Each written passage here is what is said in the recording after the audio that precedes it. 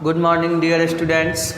Today we will discuss about remaining part of acids, bases and salts. This is the third part of this chapter, and today we will discuss about properties of acid. In previous video lecture we were study about what is acid and classification of acids. Today we will discuss about property of acid. Dear students, आज के video lecture में हम लोग acid के property को discuss करेंगे और ये बहुत ही इम्पोर्टेंट पार्ट है एसिड का। और यहाँ पे जो है हम लोग एसिड के प्रॉपर्टी में टोटल 8 प्रॉपर्टी को डिस्कस करेंगे। तो सबसे पहला प्रॉपर्टी होगा, शुरू का 3 प्रॉपर्टी जस्ट एक थ्योरेटिकल टाइप से होगा और इसका जो है 4th प्रॉपर्टी से फिर ये इम्पोर्टेंट हो जाएगा। और बहुत सारे रिएक्शन, जैसे बहुत सारे स्टूडेंट का ये डाउट्स होता है कि सर कैसे समझेंगे कि हमने इस सब्सटेंस को मिलाया और मिलाने के बाद क्या बनेगा, वो नहीं याद रहता है। तो उसके लिए जो है यहाँ से आपको जस्ट जैसे मैथ में फॉर्मूला होता है वैसे आपको यहाँ पे फॉर्मूला मिलता चला जाएगा। ठीक है, तो हम लोग फर्स्ट 3 प्रॉपर्टी को डिस्कस कर लेते हैं और वो तीनों ही प्रॉपर्टी हम लोग ऑलरेडी जानते हैं। सबसे पहला प्रॉपर्टी जो कि हम लोग एसिड के डेफिनेशन में भी यूज किए थे, एसिड का टेस्ट कैसा होता है, तो बताए थे एसिड से सावर टेस्ट होता है, मतलब एसिड का टेस्ट कैसा होता है, खट्टा होता है। ठीक है, तो यहाँ पे पहला प्रॉपर्टी होगा acids have a sour taste. Acid का टेस्ट कैसा होगा, सावर होगा। तो पहला प्रॉपर्टी होगा acids have a sour taste. ये फर्स्ट प्रॉपर्टी हुआ एसिड का। एसिड का टेस्ट जो होगा वो सावर टेस्ट होगा। उसके बाद सेकेंड प्रॉपर्टी भी हम लोग पढ़े हैं इंडिकेटर में।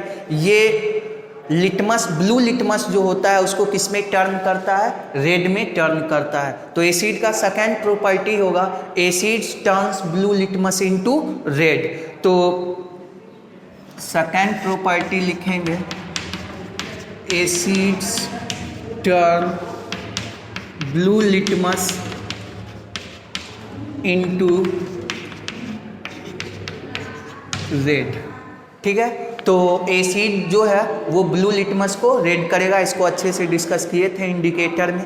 अब हम लोग यहाँ पे थर्ड प्रॉपर्टी डिस्कस करेंगे। थर्ड प्रॉपर्टी होगा एसिड जो है उसको, एसिड को वाटर में मिक्स कर देते हैं, यानी कि डाइल्यूटेड एसिड हो गया, और उस डाइल्यूटेड एसिड में से इलेक्ट्रिसिटी पास करेगा, यानी कि एसिड्स जो है इलेक्ट्रिसिटी का गुड कंडक्टर होगा।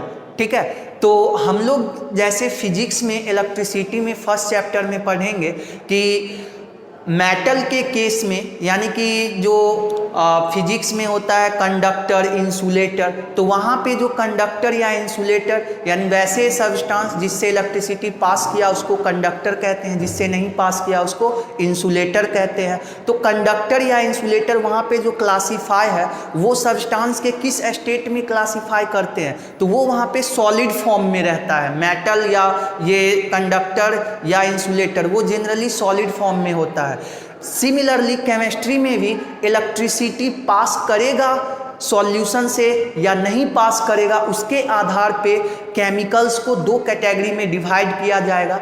एक को कहेंगे इलेक्ट्रोलाइट और सेकेंड को कहेंगे नॉन इलेक्ट्रोलाइट। ठीक है, तो यहाँ पे जो है ये 2 पॉइंट एक्सप्लेन हो गया होगा, इसको मिटा देते हैं।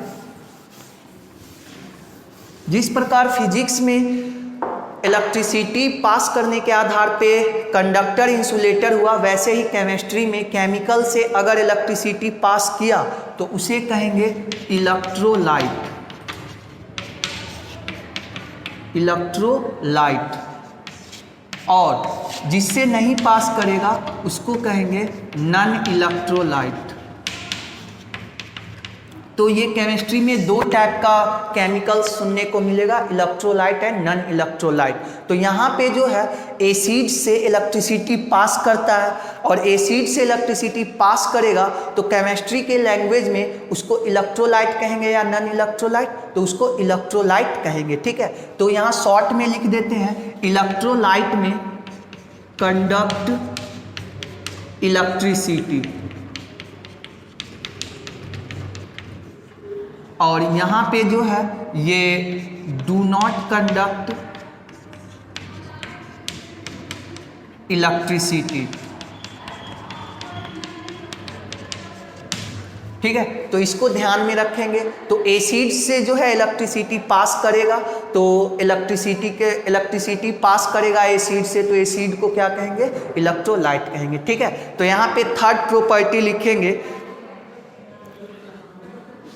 एसिड सॉल्यूशन कंडक्ट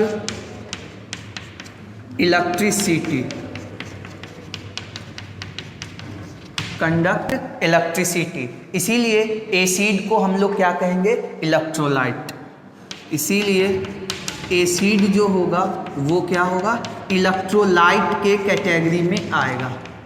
ठीक है, तो इसको ध्यान में रखेंगे। तो 3 प्रॉपर्टी था, ये थ्योरेटिकल प्रॉपर्टी के टाइप से है। ठीक है, फर्स्ट याद रखेंगे sour in taste, second blue litmus turns red, और third one acid solution conduct electricity. अब एसिड सॉल्यूशन इलेक्ट्रिसिटी क्यों कंडक्ट करता है, तो इसको भी यहीं पे एक्सप्लेन कर देते हैं। हम लोग को पता है एसिड का अर्हेनियस साइंटिस्ट जो डेफिनेशन दिया था वो हम लोगों ने इसको डिस्कस किया था स्ट्रॉन्ग एसिड और वीक एसिड के टाइम में। तो वहाँ पे बताए थे मेनली एसिड क्या होता है, H+ आयन रिलीज करता है। एसिड जो होगा वो H+ आयन को रिलीज करेगा, और जब एसिड सॉल्यूशन फॉर्म में होता है, यानी कि सॉल्वेंट जनरली वाटर लिया जाता है, तो वाटर में जब एसिड मिक्स रहेगा तो ये आयन उसमें मूव करते रहता है,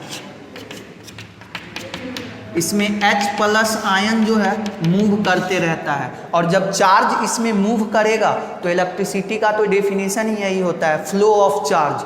तो यहाँ पे जो है चार्ज इससे मूव करते रहता है, इसी कारण से इससे क्या होता है, इलेक्ट्रिसिटी पास करता है। ठीक है, तो यहाँ पे ये याद रखेंगे, acid solution conduct electricity, but why, तो वाई का आंसर होगा because acid release H+ ion and this H+ ion is free to move in solution. ठीक है, तो ये यहाँ पे हो गया एसिड सॉल्यूशन कंडक्ट इलेक्ट्रिसिटी, और एसिड को हम लोग इलेक्ट्रोलाइट के कैटेगरी में रखेंगे। अब इसके बाद जो है फोर्थ प्रॉपर्टी से ये इम्पोर्टेंट स्टार्ट होगा, और यहाँ पे जस्ट बोले थे कि मैथ में जैसे एक फॉर्मूला होता है और उस पर ढेर सारा क्वेश्चन सॉल्व किया जाता है, वैसे ही यहाँ पे फर्स्ट फॉर्मूला टाइप से इसको याद रखेंगे केमिस्ट्री का। तो फोर्थ प्रॉपर्टी क्या है एसिड का, तो कोई भी एसिड हो अगर उसको मेटल के साथ रिएक्ट करेंगे तो वो जो है सॉल्ट का फॉर्मेशन करेगा और हाइड्रोजन गैस इवॉल्व होगा। इसको जस्ट एक फॉर्मूला के तरीके से लिखते हैं, इसको इधर इरेज कर देते हैं।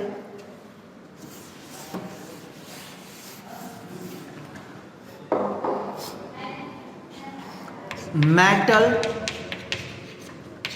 एसिड से रिएक्शन करेगा,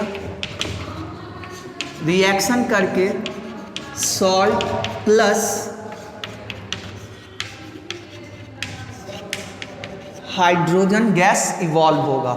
ठीक है, तो ये एक फॉर्मूला के तरीके से याद रखना है। मेटल को पहचानने के लिए तो हम लोग क्लासिफिकेशन ऑफ एलिमेंट यानी पीरियोडिक टेबल में बताए थे मेटल का डेफिनेशन, वैसा एलिमेंट जो इलेक्ट्रॉन लूजिंग टेंडेंसी रखता है यानी इलेक्ट्रॉन लूज करता है उसी को क्या कहते हैं, मेटल कहते हैं। ठीक है, और एग्जाम्पल भी बताए थे मेटल का, sodium, calcium, magnesium, aluminium, class 7, 8 से ये हम लोग नाम जानते हैं। ठीक है, तो यहाँ पे कोई भी मेटल हो एसिड से रिएक्शन करेगा, सॉल्ट बनाएगा और हाइड्रोजन गैस इवॉल्व होगा। अब यहाँ पे हम इसको एक एग्जाम्पल से समझाते हैं, इसके ऊपर एक एग्जाम्पल लेते हैं। जैसे मान लेते हैं जिंक मेटल को यानी कि जिंक ग्रैनुअल्स मतलब जिंक का छोटा छोटा टुकड़ा। हम फर्स्ट चैप्टर में भी फर्स्ट एग्जाम्पल जो लिए थे कैरेक्टरिस्टिक ऑफ केमिकल रिएक्शन में, वो यही लिए थे। जिंक का रिएक्शन जो है सल्फ्यूरिक एसिड से कराते हैं, तो जिंक ग्रैनुअल्स यानी जिंक का छोटा छोटा टुकड़ा उसको सल्फ्यूरिक एसिड में डालेंगे तो यहाँ क्या बनेगा, तो इतना तो पता है सॉल्ट प्लस हाइड्रोजन बनेगा। तो यहाँ पे हाइड्रोजन फिक्स है, हाइड्रोजन का फॉर्मूला तो हम लोग जानते ही हैं H2 होता है, तो H2 यहाँ पे लिख दिए। अब हमें यहाँ पे ये जानना है कि ये सॉल्ट बनेगा तो सॉल्ट तो ढेर सारा होगा, और वैसे भी हम इस चैप्टर के थर्ड पार्ट में यानी कि सॉल्ट के बारे में स्पेशली डिस्कस करेंगे, तो वहाँ डेफिनेशन बताएंगे सॉल्ट कहते किसको हैं, ठीक है। फिलहाल यहाँ पे ये जो सॉल्ट बनेगा उसका फॉर्मूला क्या लिखेंगे, क्या बनेगा यहाँ पे, तो ये जो एसिड है इस एसिड का H हटा देंगे, ठीक है। मन में सोचेंगे ये H हट चुका है, रिमेनिंग पार्ट क्या बचा है, SO4 सल्फेट जिसको बोलते हैं, ठीक है। और इसका वैलेंसी कितना होगा, तो सल्फेट का वैलेंसी, ये SO4 का वैलेंसी कहाँ पे लिखा होगा, बगल वाले एलिमेंट के बॉटम में। तो यहाँ कितना लिखा है 2, यानी सल्फेट का वैलेंसी कितना है 2 है, ठीक है। अब हमें ये एसिड का H हटाने के बाद रिमेनिंग पार्ट और इधर से ये मेटल है, दोनों को कंबाइन करके फॉर्मूला बना के यहाँ लिख देंगे। तो फॉर्मूला लिखने के लिए तो सिंबल और वैलेंसी दोनों चाहिए, तो यहाँ हाइड्रोजन हटने के बाद रिमेनिंग पार्ट है SO4, तो SO4 लिख लिए। SO4 का वैलेंसी कितना होता है 2, वो भी नहीं भी याद है तो यहाँ फॉर्मूला से हम लोग देख सकते हैं। और जिंक का वैलेंसी 2 होता है, क्लास 9th में हम लोग ये याद किए हैं, ठीक है। तो अब यहाँ से ये कैंसिल हो जाएगा, 1 1 बचेगा, तो इसको क्रॉस करके लिखेंगे दोनों के नीचे, तो ये 1 तो लिखा नहीं जाता, 1 क्या रहेगा छिपा रहेगा, तो क्या बना ZnSO4, तो यहाँ क्या लिख लेंगे ZnSO4। तो इस तरीके से जिंक का रिएक्शन सल्फ्यूरिक एसिड से हुआ तो जिंक सल्फेट और हाइड्रोजन बना, और जिंक सल्फेट यहाँ पे क्या कहलाएगा, सॉल्ट कहलाएगा, ठीक है। और इसका नाम तो बोल ही चुके हैं, जिंक सल्फेट, और यहाँ पे इसको जान ही रहे हैं सल्फ्यूरिक एसिड। तो समझ में आया कैसे लिखते हैं, क्या बनेगा। जैसे एग्जाम में क्वेश्चन पूछेगा इस तरीके से, what happens when zinc is kept in sulphuric acid, यानी क्वेश्चन ये पूछा आपसे कि क्या होगा जब जिंक को सल्फ्यूरिक एसिड में डालेंगे, तो तुरंत स्ट्राइक करना चाहिए कि जिंक तो मेटल है, सल्फ्यूरिक एसिड तो नाम में ही एसिड है, तो एसिड है ही ये, तो मेटल और एसिड के रिएक्शन से सॉल्ट और हाइड्रोजन फिक्स है, तो H2 निकाल दिए। अब यहाँ सॉल्ट क्या बनेगा, तो एसिड का H हटा के रिमेनिंग पार्ट और मेटल को कनेक्ट करेंगे, और उसको कनेक्ट मतलब कि फॉर्मूला बनाएंगे, उसके लिए वैलेंसी चाहिए। तो यहाँ पे सल्फेट का वैलेंसी अगर नहीं भी याद है तो इसके नीचे लिखा हुआ रहेगा, तो उससे इसको फाइंड आउट करके यहाँ पे लिख देंगे, ठीक है। तो ये फर्स्ट एग्जाम्पल हुआ। अब यहाँ पे जो है ये मेटल का रिएक्शन एसिड से हुआ तो हाइड्रोजन गैस इवॉल्व हुआ, तो हाइड्रोजन गैस इवॉल्व हुआ, इसका पता कैसे चलेगा कि इस रिएक्शन में हाइड्रोजन गैस ही निकला है, ये आपको पता कैसे चलेगा, कैसे आइडेंटिफाई कीजिएगा कि इसमें निकलने वाला गैस हाइड्रोजन है। तो इसके लिए जो है आपको जहाँ भी जिस भी टेस्ट ट्यूब में रिएक्शन करा रहे हैं या बीकर में कहीं भी रिएक्शन हो रहा है इसके बीच में, यानी कि ये H2SO4 को टेस्ट ट्यूब में लिए, उसमें जिंक ग्रैनुअल्स का कुछ टुकड़ा डाले हैं, तो उससे निकलने वाला जो गैस है हाइड्रोजन होगा, कैसे आइडेंटिफाई करेंगे। तो इसके लिए जो है जैसे मान लीजिए ये टेस्ट ट्यूब है और इसमें H2SO4 है और जिंक का छोटा छोटा टुकड़ा है इसके अंदर इस तरीके से, ठीक है। अब यहाँ पे जो है कॉर्क के हेल्प से इसके माउथ को क्लोज किए हुए हैं। अब इसमें से एक पाइप निकला हुआ है, अब इसमें से निकलने वाला गैस, तो गैस है तो नो डाउट इस पाइप के थ्रू क्या होगा, बाहर आएगा इससे ये गैस। अब ये गैस निकलने वाला हाइड्रोजन, ये कैसे आइडेंटिफाई करेंगे, तो इसके पास जो है बर्निंग कैंडल लेके आना है। ये कैंडल है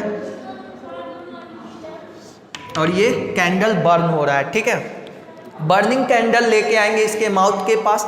अगर ये बर्निंग कैंडल पॉप साउंड के साथ जलेगा। पॉप साउंड मतलब जस्ट लाइक जैसे भुट्टा को, यानी कि मकई जो होता है भुट्टा, उसको आग पे देते हैं तो पट पट आवाज़ करके जलता है, तो उस तरीके से आवाज़ करके ये जल रहा है। तो यहाँ समझ जाएंगे कि इससे निकलने वाला गैस क्या है, हाइड्रोजन। तो सिंपल सा हाइड्रोजन गैस का डिटेक्शन कैसे करेंगे, यानी एग्जाम में क्वेश्चन ये दे दिया how to detect hydrogen gas. तो हाइड्रोजन गैस के डिटेक्शन के लिए सिंपल सा है, बर्निंग कैंडल जो है माउथ के पास लेके आएंगे। अगर बर्निंग कैंडल पॉप साउंड के साथ बर्न हुआ तो निकलने वाला गैस क्या होगा, हाइड्रोजन होगा। कोई प्रॉब्लम? तो ये था यहाँ पे एक एग्जाम्पल जिंक का। यहाँ पे कोई भी मेटल आ सकता है जिंक के जगह पे, तो हम एक एग्जाम्पल से इसको एक्सप्लेन किए हैं, बाकी कुछ भी आएगा तो उसको इसी तरीके से लिखना है, ठीक है।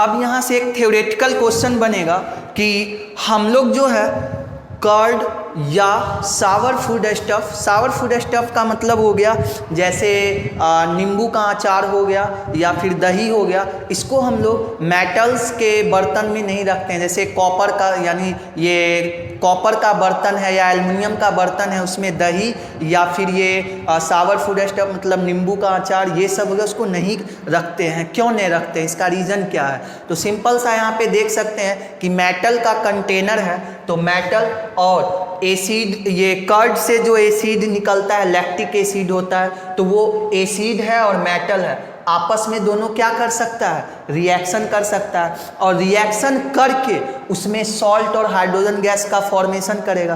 तो हाइड्रोजन गैस है वो तो निकल जाएगा, बट जो सॉल्ट हुआ वो उस फूड स्टफ़ के साथ क्या होगा, मिक्स हो जाएगा, और मिक्स होने के बाद मे बी वो फूड स्टफ़ जो है पॉइजनस हो जाए, तो वो फिर हम लोग के लिए हेल्थ के लिए हार्मफुल हो जाएगा, ठीक है।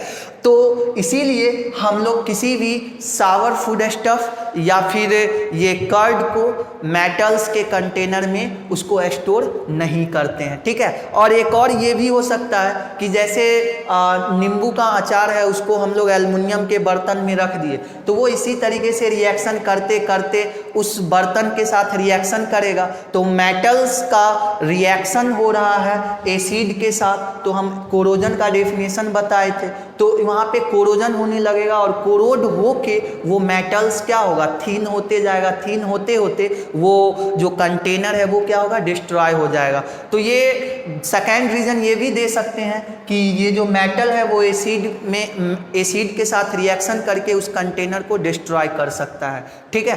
तो इसको ध्यान में रखेंगे। तो यहाँ पे ये फोर्थ प्रॉपर्टी था जिसको हम लोगों ने डिस्कस कर लिया।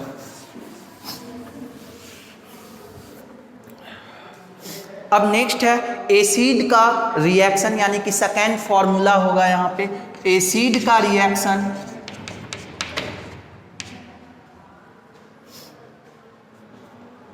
एसिड का रिएक्शन पहले लिखते हैं, मेटल कार्बोनेट, एसिड को बाद में लिखते हैं, एसिड के साथ रिएक्शन करते हैं।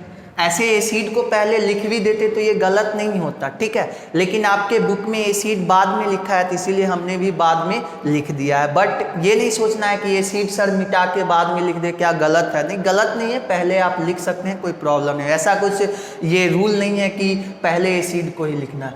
तो मेटल का कार्बोनेट हो या फिर मेटल का हाइड्रोजन कार्बोनेट हो,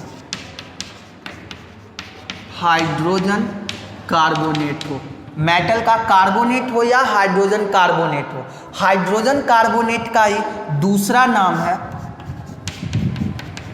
ये तो मेटल का मेटल है, हाइड्रोजन कार्बोनेट को बाइकार्बोनेट भी बोलते हैं। और क्लास 9th में आप लोगों ने इस रेडिकल के बारे में पढ़ा था। कार्बोनेट का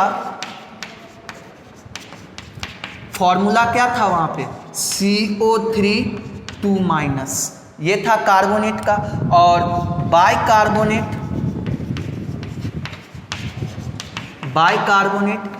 HCO3 था, ठीक है। तो ये दो रेडिकल्स क्लास 9th में हम लोगों ने पढ़ा था। तो ये कार्बोनेट हो गया और इसको क्या बोलते हैं, बाइकार्बोनेट बोलते हैं, ठीक है। तो अब मेटल का कार्बोनेट या फिर मेटल का हाइड्रोजन का, दोनों में से कोई भी हो, अगर वो एसिड से रिएक्शन करेगा तो एसिड से रिएक्शन करने के बाद ये तीन चीज बनाएगा, salt plus carbon dioxide CO2, formula ही डायरेक्ट लिख देते हैं, इतना तो उम्मीद करते हैं पता होगा। तो कार्बन डाइऑक्साइड का फॉर्मूला CO2 और वाटर का फॉर्मेशन करेगा, तो वाटर का हो जाएगा H2O। तो यहाँ पे जो है याद रखेंगे, मेटल कार्बोनेट या मेटल हाइड्रोजन कार्बोनेट एसिड से रिएक्शन करेगा तो salt plus carbon dioxide plus water का फॉर्मेशन करेगा, ठीक है। अब इसका जो है हम लोग फिर से एक एग्जाम्पल लेते हैं, तो ये सब आप लोग नोट कर सकते हैं, इसको जो है मिटा देते हैं।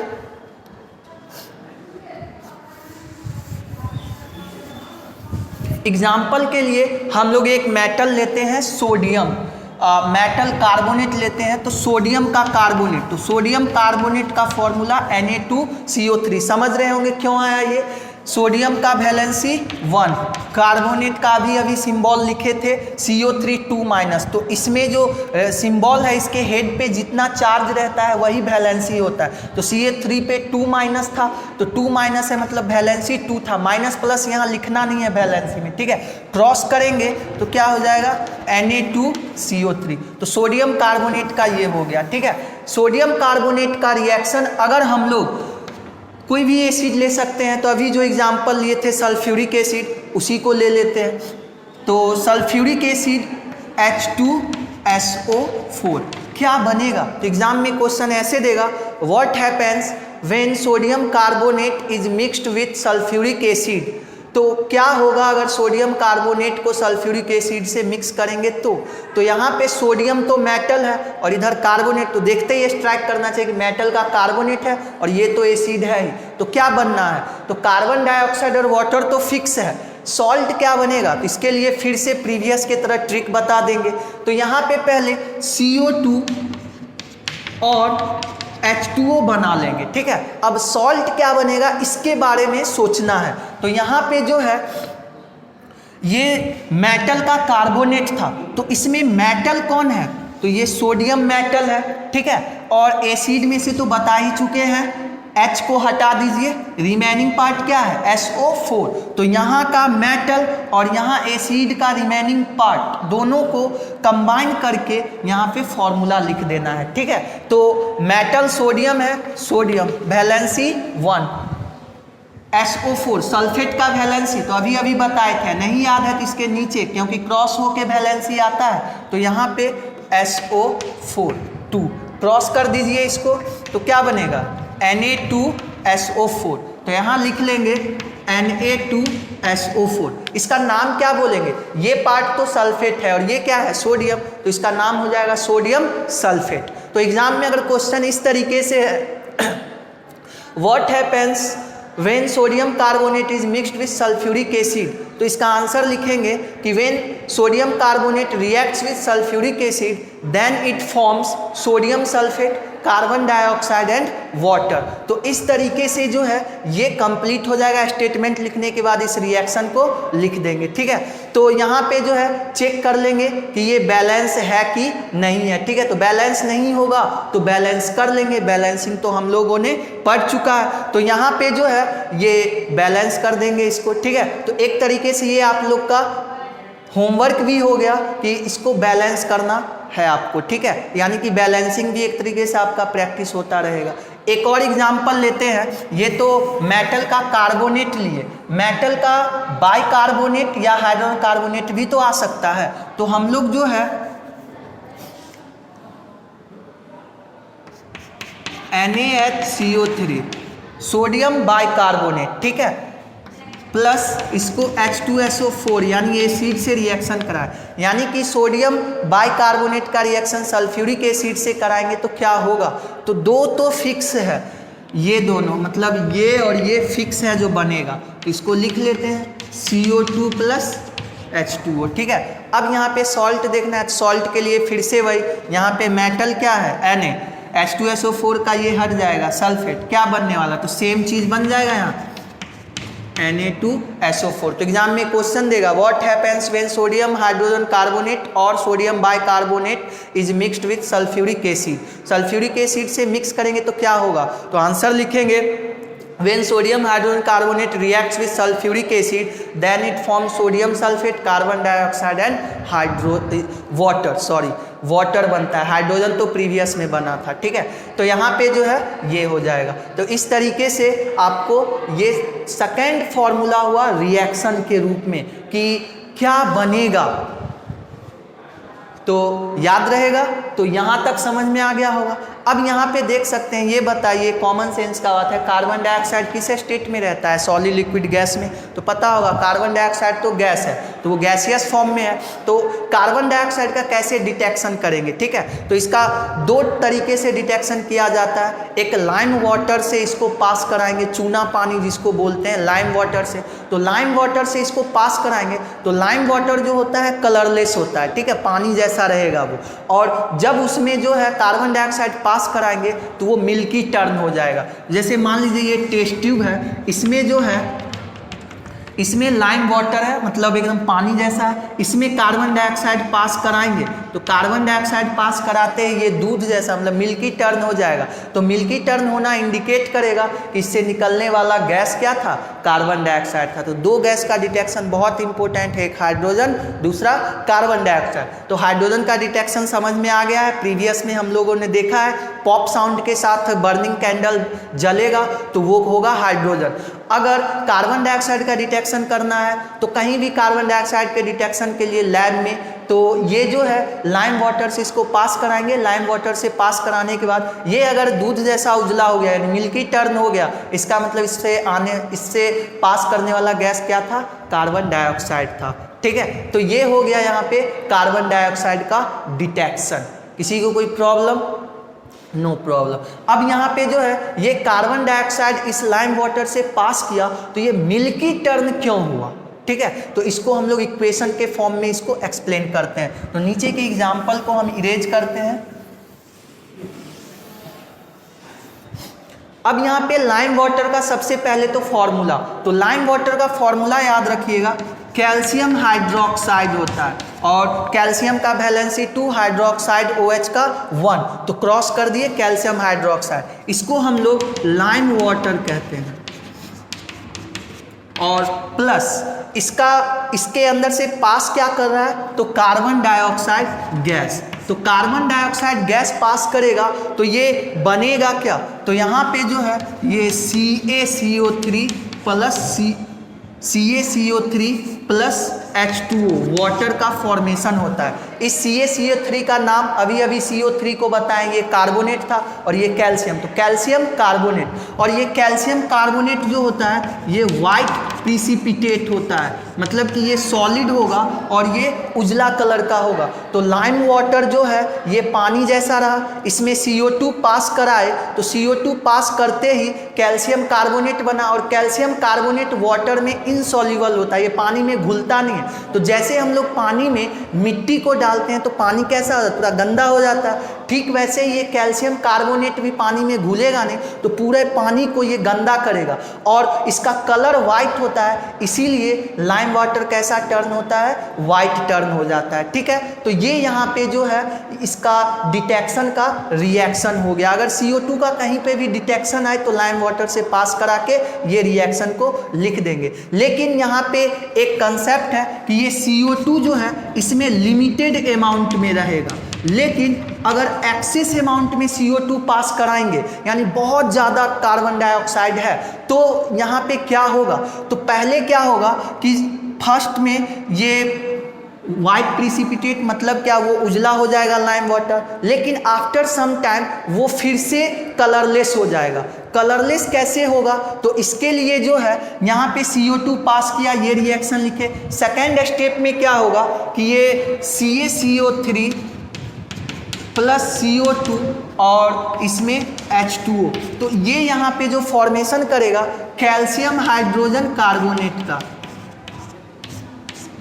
कैल्शियम हाइड्रोजन कार्बोनेट का फॉर्मेशन करेगा। और ये कैल्शियम हाइड्रोजन कार्बोनेट जो है, ये यहाँ पे कैल्शियम हाइड्रोजन कार्बोनेट ये वाटर में सॉल्युबल होता है। तो यानी कि जो वाइट प्रिसिपिटेट बना था कुछ समय के लिए, वापस से CO2 से रिएक्शन करके ये वाटर सॉल्युबल हो जाएगा और इस तरीके से जो है लाइम वाटर फिर से कलरलेस हो जाएगा। ठीक है, तो इस तरीके से CO2 का डिटेक्शन हो गया। और ये सेकेंड इम्पोर्टेंट प्रॉपर्टी एसिड के बारे में पढ़े, ऐसे सीक्वेंस में देखें तो ये 5th प्रॉपर्टी था। ठीक है, अभी इसमें 3 और प्रॉपर्टी बचा है जिसको हम लोग नेक्स्ट वीडियो लेक्चर में डिस्कस करेंगे। तब तक आप लोग इसको अच्छे से रीड कर लीजिएगा। ठीक है, थैंक यू वेरी